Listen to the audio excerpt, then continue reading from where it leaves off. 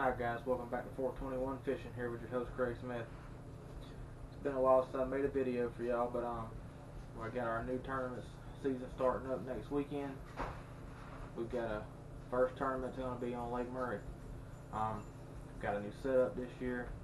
Sorry about all the baby stuff behind me. We got a little girl on the way, so just had a gender reveal, and well, we're piled up with baby stuff right now. But this is going to be where I'm going to do most of my videos from moving on out for right now. We got a new camera that I'm working with now, and I can't wait to take this thing out and get y'all out on the water with me some this year too. But to kick off the season, I wanted to start with a video, an instructional video to help y'all catch fish this time of year when the water's cool, and you've got tournaments this time of year in February. As we all know, especially for the hardcore bass angler, the Classic is a February tournament. It always, traditionally has been. So most of the country, other than South Florida, doesn't deal with it a whole lot. Most of the country, we have to deal with cold weather this time of year when we fish. Up north, I know y'all are getting a lot worse than we are down here in the south, but we've still had some cool weather, but we have had a nice snap the last 2 weeks of some warm weather. It's got the water temp bumped up to about the high 40s. It's around 48 right now, 49. The temperature where I'm at here in North Augusta, South Carolina, we're a little farther south in the state than Lake Murray, so we do have a little warmer weather. It's going to be a little cooler up there. Not much, 5 degrees maybe, but it'll be enough to, the water next week will probably still be high 40s. Hopefully some of these days that are supposed to be in the 50s and 60s, the sun stays out and can get that water up hopefully to around 50 degrees. It's not possible to catch fish. It's very possible, but it's going to be a little tougher than most of us would like it to be. But this time of year, nonetheless, we start these tournaments. We know it's going to be cold. We know when we do get warmer spells, that means there's a chance of rain. A lot of factors you got to deal with, but you got to deal with it. So I've got a game plan worked out, and I'm going to run y'all through it because these are the things that are really helpful to do this time of year when it's cold. The fish are lethargic, they're staging, they're not actively feeding and moving. So you've got to kind of entice them. I like to look at it like this. For instance, if you're on a diet, you're not supposed to be eating that chocolate bar. You're not supposed to be eating that piece of pizza. But if it sits there in your face long enough, eventually you're going to cave and you're going to eat it. Fish are the same way. Even if they're not really all that hungry, or they're not really wanting to exert a lot of energy to eat, what they'll do, you just put that thing in front of their face and leave it there. Leave it in that, what I call the strike zone. Leave it in there long enough to where that fish goes, okay, and he's on it. So some of my favorite things to use this time of year to keep that lure in the strike zone of the fish. You want to use things, to me, you're still going to want to use your heavy jigs, Carolina rigs, maybe a heavy Texas rig, your deep dive crankbaits. Of course you're going to want to use those things. Fish are still going to eat them. But a lot of fish will be suspending. So what you need to do then is you need to find about how deep they're suspending and find them. And to me, the best ways to do that are stuff like Husky jerk. Suspending jerk bait is one of the best things, because it being suspending, it's going to get it down there in that water column, and then you can leave it there, let it suspend, let it sit in one spot. And what I like to do is I like to throw it out, get it down in the water column, let it sit 3 to 4 seconds, twitch it, 3 to 4 seconds, retrieve. Constantly do that all the way back. And each cast, maybe slow your retrieve down some, or maybe let the jerk bait sit more than 4 seconds. Do some different things with it until you do get a strike or get a bite or catch a fish. Then you can kind of go from there and find yourself a pattern. Another one that a lot of people don't think about using this time of year is a soft jerkbait or a fluke, whatever you want to call it. They're really good. They're very versatile. A lot of people, only know how to use them the traditional way, which is using them as a top water during a shad spawn, or anytime fish are busting top of the water and they're chasing bait fish, whether it be bluebacks or shad or minnows, or whether they're chasing bluegill, whatever it may be, whatever on your body of water fish are chasing. The flukes always work, but it's traditionally used as a top water or subsurface bait, which is right up under the water. So subsurface or top water, a lot of people use the fluke or a soft jerk bait for, but it can be used in the middle of the water column. It can be used in that 5 to 8 foot range. What you got to do is fish it extremely slow. When you throw it out, what I like to do with a fluke a lot of times anyway, especially in ponds, I tend to do this. When you throw it out, I let the fluke die. I let it fall in the water column. Especially in ponds, I've gotten more bites on flukes with that fluke dying, just sinking and falling, than I ever have on a retrieve.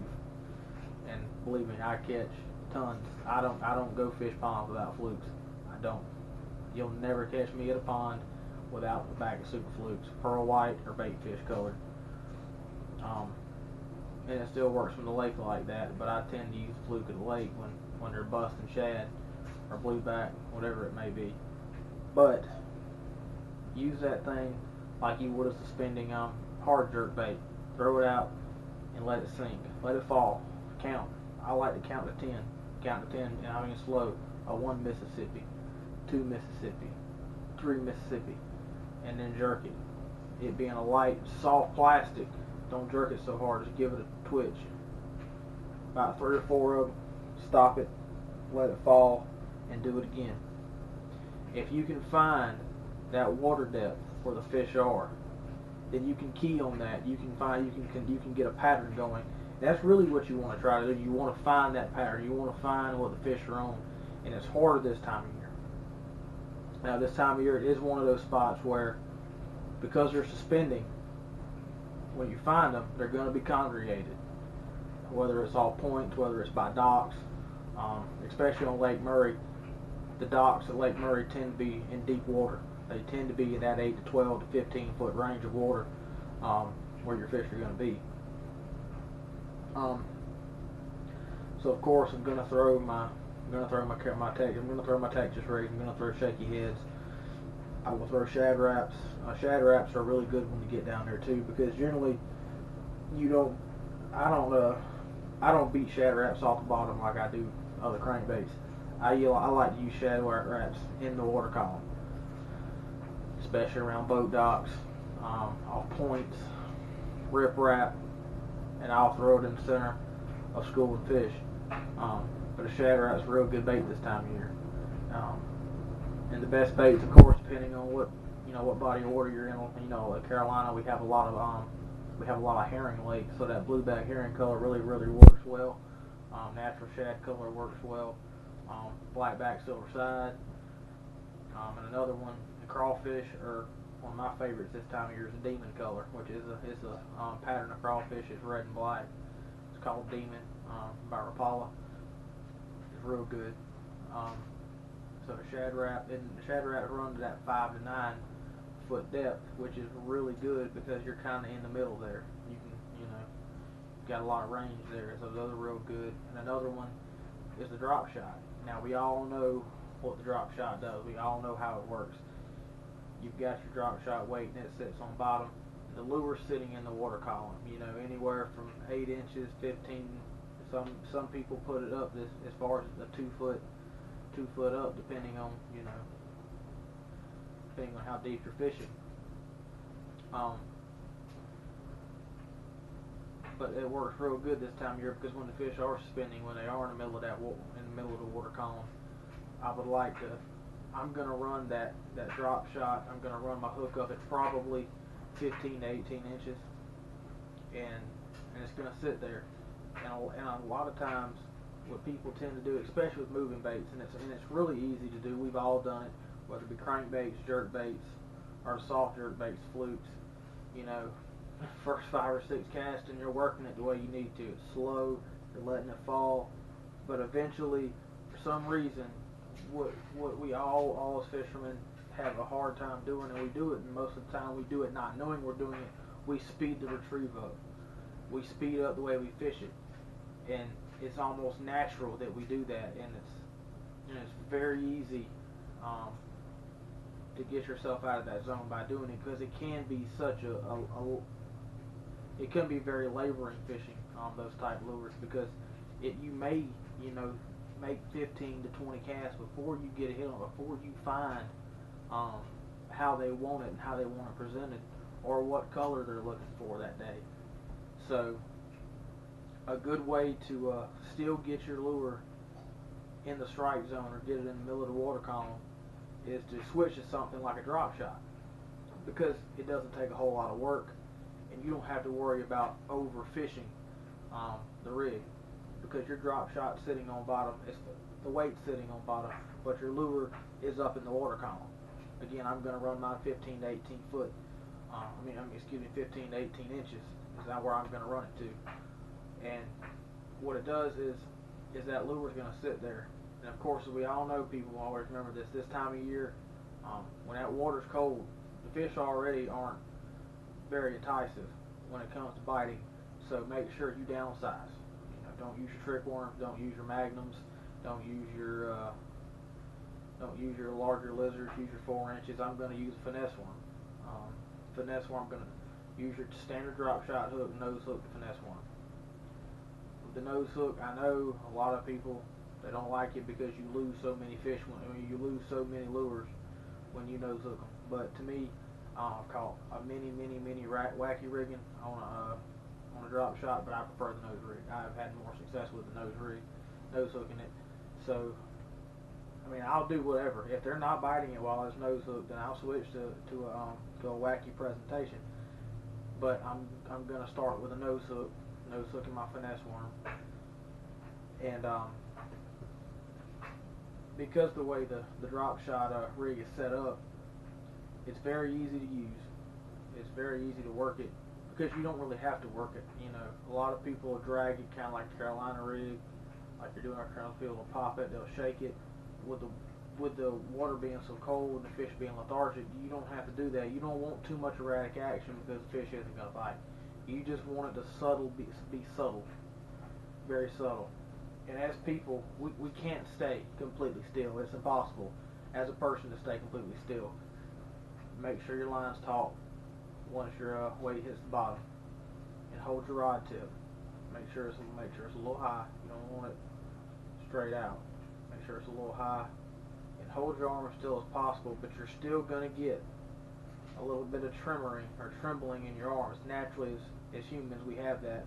And what that's going to do, since you're already using, throwing a drop shot, you're using a medium light, or you're using a medium, very fast action tip medium rod, that's going to travel up the rod, travel down the line, all the way to the worm, and that worm's just going to jiggle, just so slightly, but it's going to jiggle, and it will stay in that fish's face, and he will be on it. This time of year, also, like we said, they're not very enticing. They're not wanting to use a whole lot of energy. So a lot of your bites are going to feel heavy. They're just going to feel like weight or mush. That's kind of the go-to when you hear people talk about a jig bite. When especially people that start out, when they ask, well, how do you know when you get bite on a jig? Well, the most popular answer is it just feels like weight, or it feels like mush, feels like you got bottom. That is your prototypical jig bite. That's what it's going to feel like a lot of times. Fishing a Carolina rig feels that way, as does a Texas rig or a shaky head. But remember, all those rigs, they sit on bottom. So it is very possible that you could have bottom when you feel that. But with a drop shot, your weight's sitting on bottom, but your lure's not. So if you do feel an odd weight that wasn't there before with a drop shot, because your lure's sitting in the water column, you can pretty much guarantee that's a fish on. Don't get super excited and set the hook. If you're not haven't fished a drop shot very much, you don't have to get that big good hook set with a drop shot, because you're usually using the small drop shot hooks. No need. Make sure your line's tight. Make sure that the fish has make sure the fish has it. Make sure he's got a hold of it, and just pull up and reel. Just pull up and reel. That's all you gotta do. He'll be on there. He'll be hooked, and playing. And you always want to use lighter line with a drop shot, 6 to 8 pound. Never go above 10 pound with a drop shot. I prefer 8 pound just to give myself a little bit of leeway. I don't like to go up to 10, and I don't like to go as low as 6. Some fishermen swear by 6 pound test line on a drop shot. I prefer 8 just to give you a little assistance. You don't have to set your drag quite as good with 8.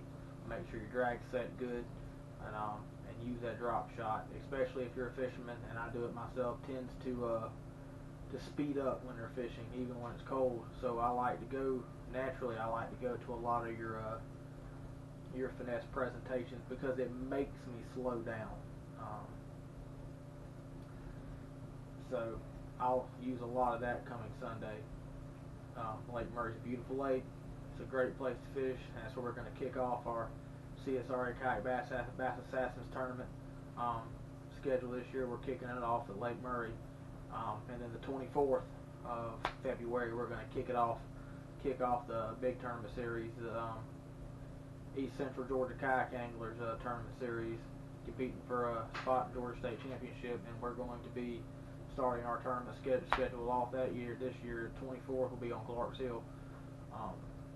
Hopefully, we'll have some warmer weather by then, and the water's heated up, and the fish will be on then. But guys, I just wanted to make a quick video. I know it went kind of long, but I kind of wanted to just run down some tips and help y'all out this time of year when the bite can be really tough. And I hope this video tutorial helped y'all. Stay safe out there on the water and have fun, guys. Until next time, from 421 Fishing. Have a good night.